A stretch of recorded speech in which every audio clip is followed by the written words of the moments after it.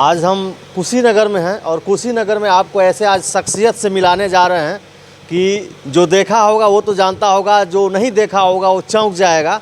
और ये जो है छोटी सी प्यारी सी उम्र में, छोटी सी उम्र में कथा वाचिका हैं, ये अनुष्का पाठक जी हैं और ये कुशीनगर की रहने वाली हैं और 4 साल की उम्र से ये जो है कथा कह रही हैं और लोगों को सनातन के बारे में, सनातन धर्म के बारे में और तमाम जो है धार्मिक इस तरीके का जो है इनका जो है कार्यक्रम चलता रहता है। इस समय इनकी उम्र लगभग 7 और 8 के बीच में है।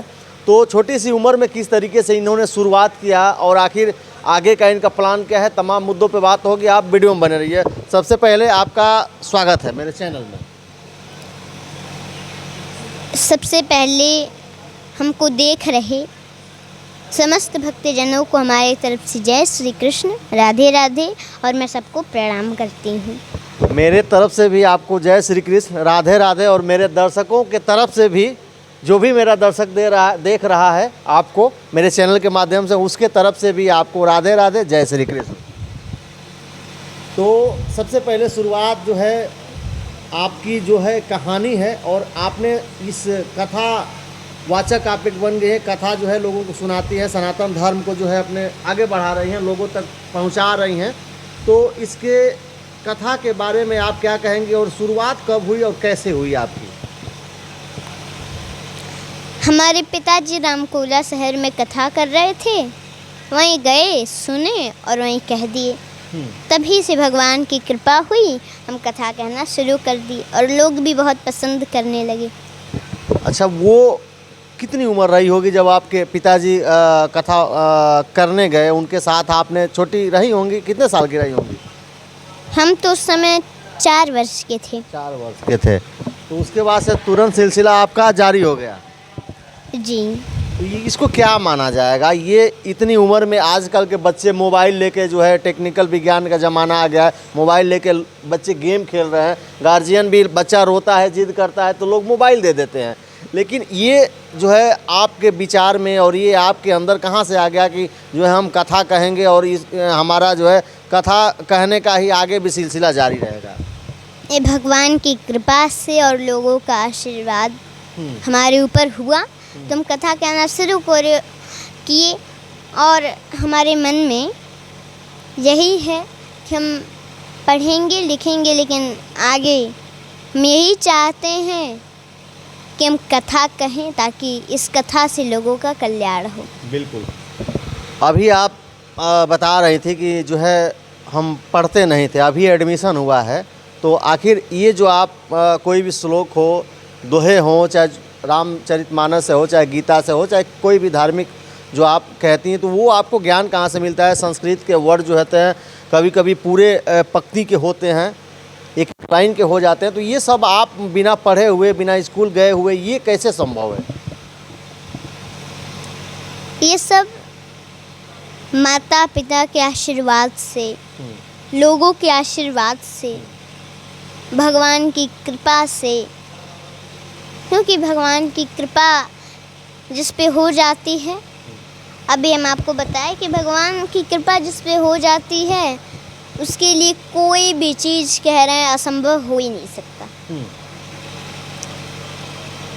क्योंकि भगवान तो भगवान है।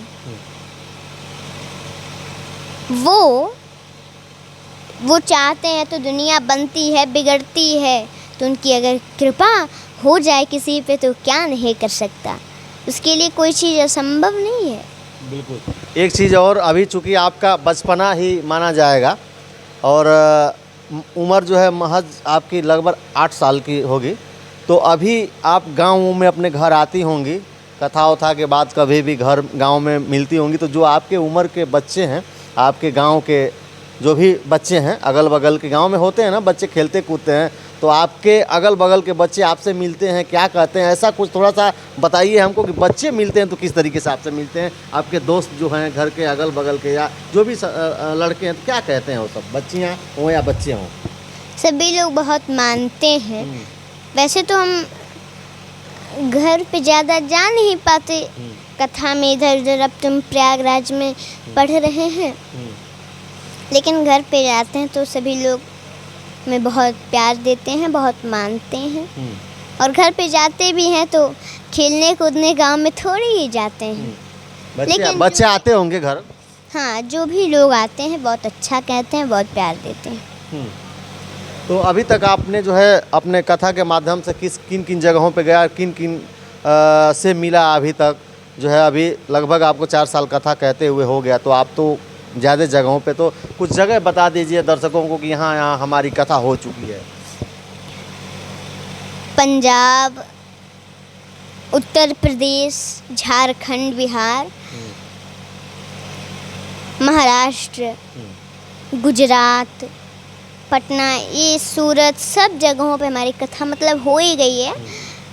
दिल्ली वगैरह सब में मतलब हमें लगता है कि आधा भारत से थोड़ा सा ऊपर ही हम चले गए होंगे। अब इतना तो याद नहीं रहता, बहुत राज्यों में गए हैं, बहुत जिलों में गए हैं।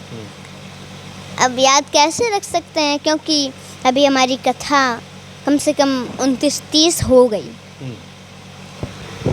तो आप सनातन धर्म को लेके आगे चल रही हैं उस चीज़ को, और जो लोग उससे दूर हटते जा रहे हैं, ये आप बताती हैं कि जो है सनातन धर्म क्या है, ये धर्म कैसे है।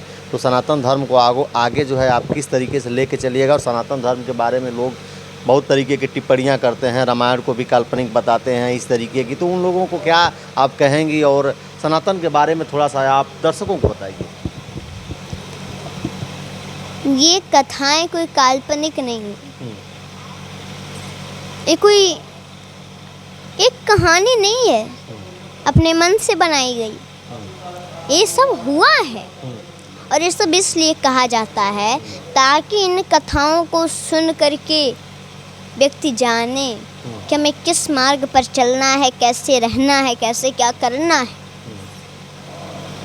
और जिन लोगों को ऐसा लगता है कि काल्पनिक है, वो लोग ऐसा न समझें, क्योंकि सनातन धर्म स्वयं भगवान है, इसी से सभी धर्म की उत्पत्ति हुई है। और भगवान की कथाएं कोई काल्पनिक नहीं है, ये सच्ची घटना है, सब भगवान की लीला है, ये कोई काल्पनिक चीज़ नहीं है। बिल्कुल। सनातन के बारे में क्या कहेंगी आप? सनातन धर्म किस तरीके का है? सनातन धर्म किस तरीके? सनातन धर्म क्या सिखाता है? सनातन धर्म हम लोगों को ये सिखाता है कि किसी से भी, जैसे इस समय सब लोग आपस में लड़ रहे हैं, मर कट रहे हैं, तो मतलब कोई भी ऐसा न करे, सब लोग एकजुट होकर के रहें, सब लोगों में प्रेम बना रहे, सब लोग प्रेम से रहें, लड़ाई न करें, यही सिखाता है सनातन धर्म। कुछ श्लोक है जो सुनाएंगे, उसका थोड़ा सा अर्थ बताएंगे लोगों को, कुछ सुनना चाहते हैं जो नहीं सुने होंगे आपका श्लोक, कि आप किस तरीके का कथा जो है मंचों पे जाती हैं तो कथा वाचन अपना करती हैं, तो थोड़ा सा बताइए।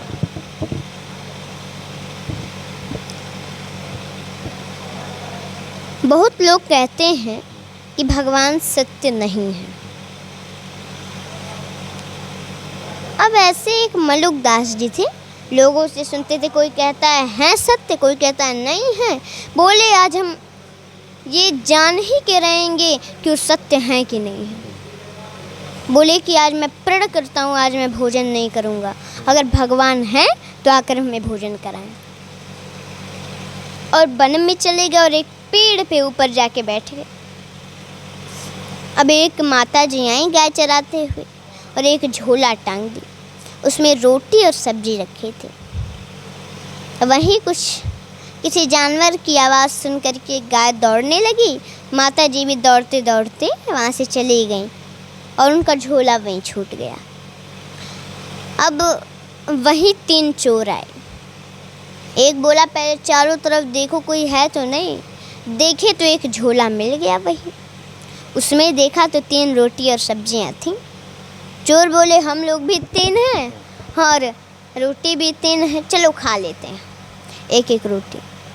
एक चोर बोला, पहले देखो इसमें जहर वहर होगा, कोई यहाँ है तो नहीं। तब तक ढूंढते ढूंढते देखे तो ऊपर मलुकदास जी बैठे थे। उसने कहा, इसी ने मिलाया होगा जहर। मलुकदास जी ने कहा, मैं तो जानता भी नहीं। वो माता जी आई थी, टांग के चली गई झोला। तो चोरों ने कहा कि खा के दिखाओ। उन्होंने कहा, मैंने प्रण किया है, भगवान है तो आकर हमें खिलाएं। चोर बोले, तुम झूठ बोल रहे हो। एक चोर जबरदस्ती खींच के लाया और एक रोटी खिला दिया। दूसरे वाले ने कहा, बीच में होगा जहर। बीच वाला भी खिला दिया। तीसरा वाला बोला, इसमें होगा जहर। तीसरा भी खिला दिया और वहाँ से भगा दिया।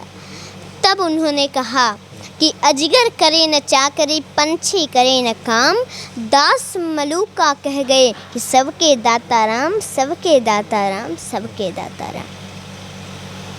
भगवान सत्य हैं, सत्य हैं, सत्य हैं। भगवान हमें चोर के रूप में आकर के भोजन करा गए। बिल्कुल। बहुत से लोग इस समय जो है सनातन धर्म को, चाहे किसी भी धर्म को, लोग अपना ये एक बिजनेस बना लिए हैं और धर्म की आड़ में जो है धनुगाही कर रहे हैं। लोगों को जो है धर्म की आड़ में डरा के, धमका के, और जो है एक तरफा उनका पैसा कमाना काम है। धर्म की आड़ में तमाम तरीके के जो है इनकी कृपा है, उनकी कृपा है। तो उसको क्या कहेंगे आप, जो ऐसा लोग धर्म की आड़ में लोगों को बरगला रहे हैं और लोगों से धनुगाही कर रहे हैं, पैसा कमा रहे हैं? ऐसा नहीं करना चाहिए। जो लोग ऐसा करते हैं, हम निवेदन करते हैं कि ऐसा न करें, तभी कल्याण होगा, तभी समाज का कल्याण होगा और अपना समाज आगे बढ़ पाएगा। जी, मैं राधे राधे। बिल्कुल। आगे आपकी क्या तैयारी है जीवन में? पढ़ाई कितने तक करेंगी और पढ़ाई में आपका कितना मन लगता है? और जो है पढ़ेंगी तो पढ़ के कुछ बनना चाहती हैं या आप कथावाचक ही आजीवन रहेंगी? देखिए, अब भगवान जो चाहेंगे वो आगे होगा, लेकिन हमारे मन में तो यही है, हम लोगों को भगवान की कथा सुनाएं ताकि लोगों को अच्छा मार्गदर्शन मिले और लोग सत्य की मार्ग पर चलें और सबका कल्याण हो। बिल्कुल जी। कोई आपने संस्था भी खोली है और आपके संस्था का क्या नाम है? कुछ लोग जानना भी चाहते हैं कि आखिर इनकी संस्था है क्या। तो संस्था के बारे में नाम और आपके थोड़ा सा चैनल के बारे में नाम, कि अगर आपको कोई देखना चाहता है तो आपके चैनल पर जाके आपको देख सकता है। हमारी संस्था का नाम है श्री राधा माधव कृपा सेवा संस्थान और हमारे चैनल का नाम है अनुष्का पाठक जी। और जो लोग दान करना चाहते हैं वो लोग दान भी कर सकते हैं। सहयोग, हम सभी से निवेदन करते हैं, सब लोग सहयोग करें ताकि हम समाज का कल्याण कर सकें, लोगों की सेवा कर सकते हैं। तो कथा वाचने के बाद, कथावाचक हैं आप, तो उसके बाद संस्था खोलने का उद्देश्य क्या है आपका?